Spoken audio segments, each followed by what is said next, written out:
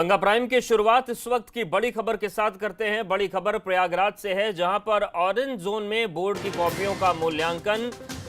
Orange zone में 36 जिले जो हैं उनमें मूल्यांकन शुरू होगा। हॉटस्पॉट क्षेत्रों में केंद्र पर मूल्यांकन स्थगित रहेगा। हॉटस्पॉट क्षेत्र के परीक्षकों को नहीं बुलाया जाएगा। ग्रीन जोन के जिलों में 5 मई से मूल्यांकन शुरू हो चुका है। तो ये इस वक्त की अहम खबर, मूल्यांकन शुरू हो रहा है। ऑरेंज जोन में जो 36 जिले हैं वहां पर प्रयागराज से बड़ी खबर।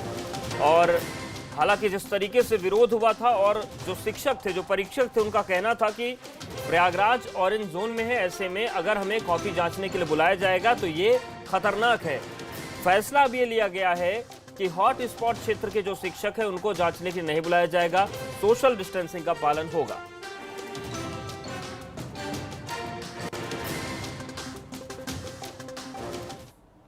और चलिए अब बात करते हैं देश के हेल्थ बुलेटिन की। कोरोना के हालात यहां पर क्या हैं। देश में कोरोना का आंकड़ा 70,000 के पार चला गया है। 70,756 हो गई है कोरोना मरीजों की संख्या। पूरे देश में अब तक 2293 मरीजों की मौत हो चुकी है। तो आंकड़ा अब बहुत तेजी के साथ बढ़ रहा है। 70,756 कोरोना मरीजों की संख्या हो चुकी है। और अगर एक्टिव केसेस की बात करें तो 46,008 हैं। वहीं 22,454 लोग ठीक हो चुके हैं। 2293 लोगों की मौत संक्रमण के चलते हुई है।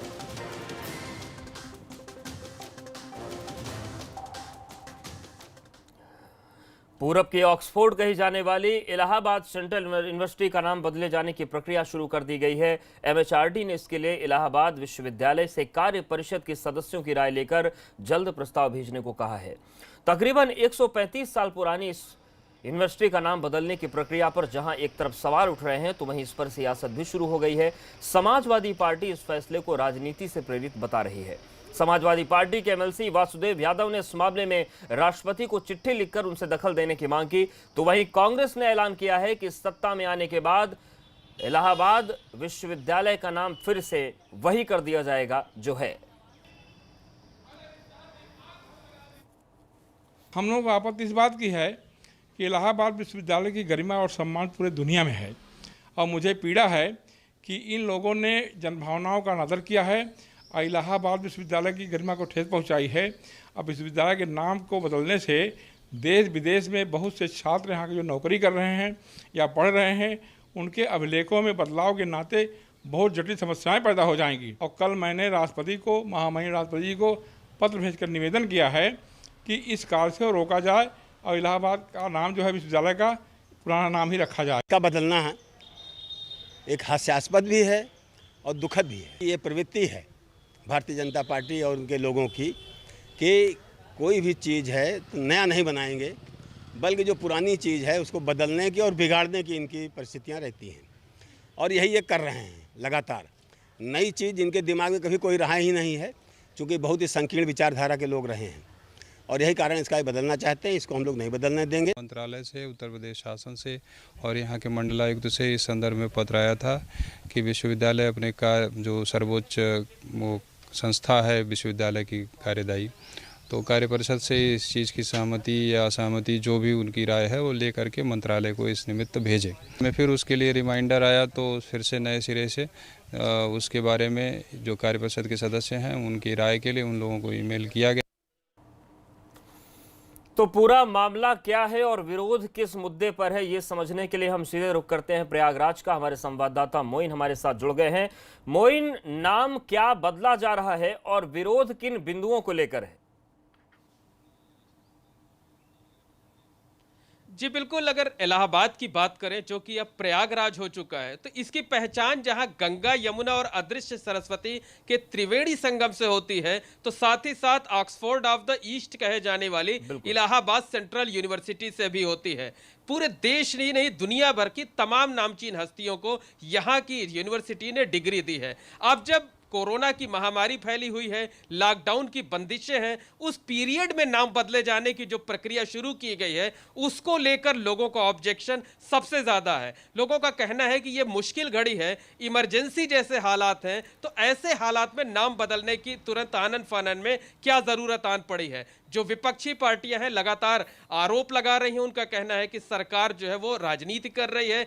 कांग्रेस ने एतराज जताया है और समाजवादी पार्टी के जो विधायक हैं एमएलसी वासुदेव यादव जी, उन्होंने तो बाकायदा इस बारे में राष्ट्रपति को चिट्ठी भी लिखी हुई है। हमारे साथ इस वक्त खुद वासुदेव यादव साहब हैं। हम सीधे उनसे बात करते हैं और ये जानने की कोशिश करते हैं कि आखिर उनका एतराज किस बात का है, राष्ट्रपति को जो चिट्ठी लिखी है उसमें क्या बातें कही गई हैं और क्या चाहती है उनकी पार्टी। वो खुद एक विधायक होने के नाते क्या कुछ चाहते हैं। सर बताइए, क्या लिखा है चिट्ठी में आपने और क्यों राष्ट्रपति तक आपको अपनी बात ले जानी पड़ी? इलाहाबाद विश्वविद्यालय उत्तर प्रदेश का ही नहीं, पूरी हमारे भारतवर्ष का एक प्राचीनतम विश्वविद्यालय है। 1887 में देश के 4 विश्वविद्यालयों की स्थापना हुई थी, मुंबई, कलकत्ता, मद्रास, इलाहाबाद। और उस समय हमारा देश आज़ाद भी नहीं हुआ था।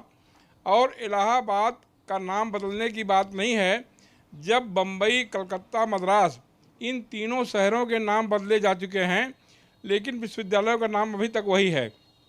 इलाहाबाद विश्वविद्यालय की पहचान पूरी दुनिया में है और यहाँ के पढ़े लिखे जो छात्र हैं वो वहाँ पे बड़ी बड़ी नौकरियों में हैं। और इलाहाबाद विश्वविद्यालय की जो पहचान है, यहाँ पर आदरणीय शंकर दयाल शर्मा जी और हमारे चंद्रशेखर जी, बीपी सिंह जी और सूर्य बहादुर थापा। सर आप हमें यह बताइए कि राष्ट्रपति जी को जो आपने चिट्ठी लिखी है, चिट्ठी में क्या बातें लिखी हैं और उनसे किस तरह का दखल देने की मांग की है आपने? चिट्ठी में मैंने ये लिखा है कि इलाहाबाद के तमाम जो छात्र हैं, प्राध्यापक हैं, यहाँ के बुद्धिजीवी हैं, नागरिक हैं, सरकार के इस आदेश से क्षुब्ध हैं कि 2 दिन के अंदर उन्होंने प्रस्ताव मांगा है नाम बदले जाने का। क्योंकि इलाहाबाद विश्वविद्यालय की एक गरिमा है, एक पहचान है। और विश्वविद्यालय का नाम जब बदला जाएगा तो तमाम अभिलेखों में चेंज करने पड़ेंगे, परिवर्तन करने पड़ेंगे। इसमें अरबों का खर्चा आएगा और तमाम परेशानियां आएंगी और बच्चों की जो नौकरियां हैं खतरे में पड़ जाएंगी। अस्त व्यस्त जीवन उनका हो जाएगा। मैंने राष्ट्रपति से यह अनुरोध किया है। देखिए, विरोध तमाम मुद्दों पर होता है और विरोध किया भी जा सकता है। जो लोग इलाहाबाद प्रयागराज से प्यार करते हैं, विश्वविद्यालय से प्यार करते हैं, वो मुद्दा उठा सकते हैं कि विश्वविद्यालय का नाम ना बदला जाए। लेकिन वासुदेव यादव जी जो बात कह रहे हैं कि नौकरियां खतरे में पड़ जाएंगी, तो ये समझना बहुत जरूरी है कि कैसे पड़ जाएंगे, क्योंकि वो खुद माध्यमिक शिक्षा परिषद के शीर्ष पद पर रहे हैं। तो ये समझना होगा कि नाम बदलने से नौकरी कैसे जा रही लोगों की। जी बिल्कुल सर, आपसे एक सवाल है कि आप खुद माध्यमिक शिक्षा परिषद में डायरेक्टर रहे हैं, यूपी बोर्ड के सचिव रहे हैं। आपने अभी एक बात कही कि अगर विश्वविद्यालय का नाम बदला जाता है तो तमाम लोगों की नौकरियां खतरे में पड़ सकती हैं। इसका क्या आशय है? किस तरह से लोगों की नौकरियां खतरे में पड़ेंगी और इसके दूरगामी परिणाम किस तरह से देखने को मिल सकते हैं? जो छात्र उत्तीर्ण करते हैं किसी विश्वविद्यालय से, चाहे इलाहाबाद हो या चाहे कहीं हो, अगर नाम बदला जाता है तो तमाम लाखों लाख छात्रों के डिग्री में, उनकी मार्कशीट में परिवर्तन करने पड़ेंगे। और ये काम इतना आसान नहीं है जितना ये लोग कह रहे हैं। इसके लिए करोड़ों अरबों रुपए खर्चा आएगा। और लॉकडाउन के समय जो अर्थव्यवस्था सरकार की ध्वस्त पड़ चुकी है और एक एक पैसे के लिए सरकार सबसे चंदा मांग रही है, दान मांग रही है, ऐसी परिस्थिति में मैं नहीं समझ पा रहा हूँ कि कौन सा अचानक कार्य आ पड़ा कि नाम बदलने की कवायद कर रहे हैं। इसलिए हम लोग इलाहाबाद के पूरे वासी, मैं स्वयं यहाँ का पूरा छात्र हूँ और इससे मुझको पीड़ा हुई है। इसलिए मैंने महामहिम राष्ट्रपति जी को यहाँ की पीड़ा से, यहाँ की कठिनाइयों से, वैधानिक कठिनाइयों से अवगत कराते हुए निवेदन किया है कि इसमें हस्तक्षेप किया जाए।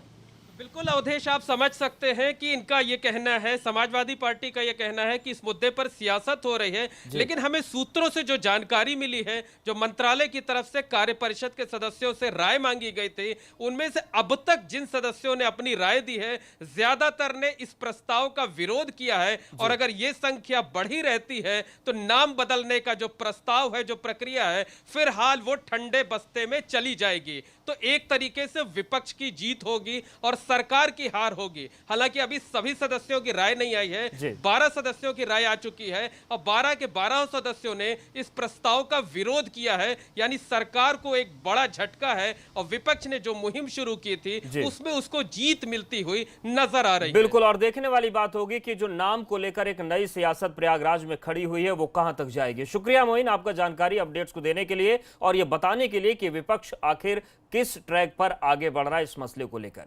आज से 15 शहरों में ट्रेन दौड़ेंगी और कल शाम से ऑनलाइन रिजर्वेशन शुरू हो चुके हैं। जांच के लिए 1 घंटे पहले स्टेशन पहुंचना होगा। तो ये आप समझ लीजिए कि जांच, अगर आपको टिकट मिल गया है कंफर्म, तभी आप स्टेशन में दाखिल हो सकते हैं, लेकिन 1 घंटे पहले आपको पहुंचना होगा, क्योंकि वहां पर आपका हेल्थ चेकअप किया जाएगा। रेल का ऑनलाइन टिकट ही ट्रैवल पास कहलाएगा। इसका मतलब यह है कि अगर आप ट्रैवल कर रहे हैं स्टेशन तक, आपको किसी बैरिकेडिंग पर या किसी चेक पॉइंट पर रोका जाता है, तो वो टिकट आपके ट्रैवल पास का काम करेगा। वो एक पास की तरह आप दिखा सकते हैं, आपको जाने दिया जाएगा। लेकिन ध्यान रहे, कल शाम से टिकट की बिक्री शुरू हो गई है। 15 ट्रेनें जो 15 रूट पर चलनी है, अप एंड डाउन दोनों, वो आज से चलनी शुरू हो जाएंगी। और इन सब के बीच आपको ख्याल ये रखना है कि 1 घंटे पहले स्टेशन पहुंचना है। ट्रैवल पास की तरह काम करेगा आपका जो टिकट है। और किन रूट्स पर ट्रेन चलेंगी आप देखिए। दिल्ली से पटना ट्रेन जाएगी, दिल्ली से बिलासपुर ट्रेन सफर करेगी, दिल्ली से रांची भी ट्रेन का सफर आप कर सकते हैं। दिल्ली से भुवनेश्वर अगर आपको जाना है तो आप जा सकते हैं। दिल्ली से सिकंदराबाद के रूट पर भी ट्रेन चलाई जाएगी। और इसके अलावा आज चलने वाली ट्रेन का टाइम टेबल आप देखिए। दिल्ली से बिलासपुर शाम 4 बजे, दिल्ली से डिब्रूगढ़ शाम 4:45, दिल्ली से मुंबई शाम 4:55 पर है, हावड़ा नई दिल्ली शाम 5:05 पर चलेगी। तो ये ट्रेन का टाइम टेबल है। और अहमदाबाद दिल्ली शाम 6:20 पर। हमारे साथ शिव गोपाल मिश्रा जी जुड़ गए हैं, राष्ट्रीय महामंत्री हैं रेलवे फेडरेशन के। शिव गोपाल मिश्रा जी, स्वागत है आपका एबीपी गंगा पर। जिस तरीके से लॉकडाउन के दौर में एक बड़ा फैसला रेलवे ने लिया है कि जो लोग फंसे हैं कहीं और वो अपने घर जाना चाहते हैं, तो 15 रूट्स पर उनको ये सुविधा दी गई है। ये जो पूरा इस कोरोना संक्रमण के दौर में संचालन है, ये कितना चुनौतीपूर्ण है कि लोगों को संक्रमण से बचाया जाए और जहां पहुंच रहे हैं वहां पर संक्रमण ना फैले, उस चीज को भी रोका जाए। देखिए, ये बहुत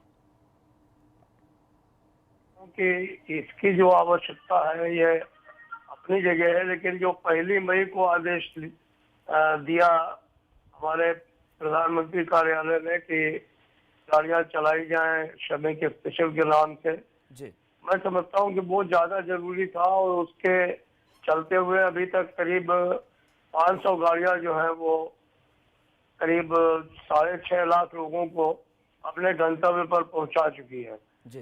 तो ये जो गाड़ियां 15 पेयर चलाई हैं, मैं इनका भी स्वागत करता हूं। लेकिन मैं समझता हूं कि ये गाड़ियां जो है बड़े लोगों के लिए है, ऐसी गाड़ियां है ज्यादातर इनमें से। तो वो जो गाड़ियां श्रमिक स्पेशल है उनको अभी और चलाने की आवश्यकता है, और जो फंसे हुए लोग हैं उनको पहुंचाने की आवश्यकता है। मैं एक बात और आपको बताऊं कि हम लोग करीब 22,000 पेयर गाड़ियां रोज चलाते हैं, और उस गाड़ियों में हमारी क्षमता जो है 2.6 करोड़ लोगों को रोज एक शहर से दूसरे शहर तक ले जाने की है जी। तो ऐसी स्थिति में मैं ये समझता हूं कि अगर हमारे साथी हमको इनकी क्षमता ये है वो ले जा सकते हैं। हम समझते हैं कि जहां पर ये परिस्थिति आ रही है कि लोग सड़क पर निकल रहे हैं, पैदल चले जा रहे हैं, तो भारत सरकार भारतीय रेल को अगर आदेश दे तो मैं समझता हूं कि हम निश्चित तौर पर 1 हफ्ते के अंदर सारे लोगों को जो जहाँ जाना चाहते हैं उनको पहुंचा देंगे। बिल्कुल, ये भारतीय रेलवे की क्षमता भी है। शुक्रिया आपका हमारे साथ जुड़ने के लिए। और अगर हम पूरे आंकड़ों पर जाएं तो लगभग 3 करोड़ लोगों को रोज भारतीय रेल सफर कराती रही है लॉकडाउन से पहले। और यही बात हमारे गेस्ट भी कह रहे थे कि अगर 1 हफ्ते का वक्त मिले तो हम सभी लोगों को गंतव्य तक पहुंचा सकते हैं, लेकिन सतर्कता बरतने की जरूरत है। यूपी सरकार की ओर से जारी आदेश की अनदेखी को लेकर बहराइच में महसी विधानसभा के भाजपा विधायक सुरेश्वर सिंह ने अधिकारियों को जमकर फटकार लगाई। दरअसल सोमवार देर रात सैकड़ों श्रमिक शहर के रास्ते पैदल अपने घर जा रहे थे, तभी उन पर विधायक की नजर पड़ी, जिसके बाद उन्होंने श्रमिकों को रोककर पैदल जाने की वजह पूछी। तो पता चला कि ये श्रमिक मुंबई से आ रहे हैं, और इस बीच श्रावस्ती में न तो स्क्रीनिंग की गई और न ही कोई जांच की गई। अब सब चीज तो सिर्फ नहीं देखते हैं तो देखिए, देर रात का ये मामला है और इसके बाद विधायक भड़क गए। और भड़कने की बात इसलिए क्योंकि मुख्यमंत्री आदित्यनाथ ने सीधा निर्देश दिया। आप सुनिए किस तरीके से फटकार रहे हैं। 150 बसें यहाँ प्राइवेट खड़ी हुई हैं यहाँ पे।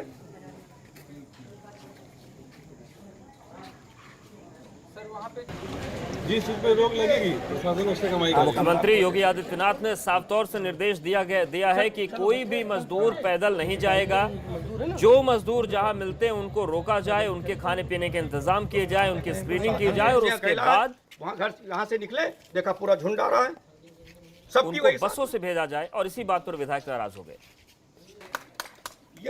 ये तरीका है, ये इससे सबको महिलाएं भी हैं इसमें। सर ये तो ठीक है, लेकिन जो जिसके लिए जिम्मेदार है बिल्कुल कार्रवाई होगी। अब सब चीज़ तो सर हम नहीं देखते हैं, जो हमारा जो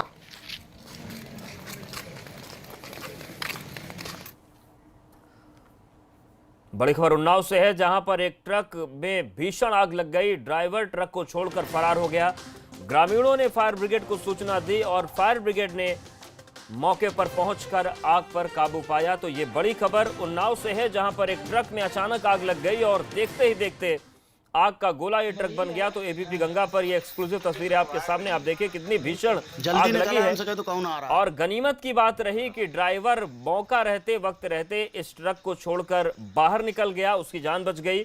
हालांकि उसके बाद ट्रक ड्राइवर डरा हुआ था तो मौके से वो निकल भी गया। ग्रामीणों ने फायर ब्रिगेड को बुलाया और फायर ब्रिगेड ने मौके पर पहुंचकर आग पर काबू पाया, लेकिन ट्रक पूरी तरीके से जलकर राख हो गया। तो उन्नाव की तस्वीर आपके सामने है, जहां पर एक ट्रक में भीषण आग लग गई और पूरी तरीके से ट्रक जलकर राख हो गया। हालांकि ड्राइवर की जान बच गई, ड्राइवर मौके से फरार हो गया। जल्दी निकला उनसे तो उसके बाद ग्रामीणों ने फायर ब्रिगेड को सूचना दी। फायर ब्रिगेड की गाड़ी मौके पर पहुंची और इस आग को बुझाई गई। मोटरसाइकिल में पेट्रोल फुल था ना, तुम्हारी यही है ना। लॉकडाउन के बीच कौशाम्बी में घोटाले का पर्दाफाश हुआ है, जो प्रधान सेक्रेटरी ने किया। स्वच्छ भारत मिशन के तहत 21 लाभार्थियों को दोबारा शौचालय का लाभ देकर करीब 10 लाख का घपला किया गया। घोटाले की यह खबर मूरतगंज के पंसौर गांव की है, जहां इस घपले को लेकर ग्राम प्रधान और सेक्रेटरी को से कारण बताओ नोटिस में जवाब मांगा गया था। 10,38,000 के इस घपले के बाद अब सवाल उठने शुरू हो गए हैं। तो आरोप ये लगा है कि सेक्रेटरी से मिलकर प्रधान ने घपला कर दिया। शौचालय के नाम पर लगभग 10.5 लाख रुपए का घोटाला किया गया है। नमस्कार। और यहां पर वक्त एक छोटे से ब्रेक का है।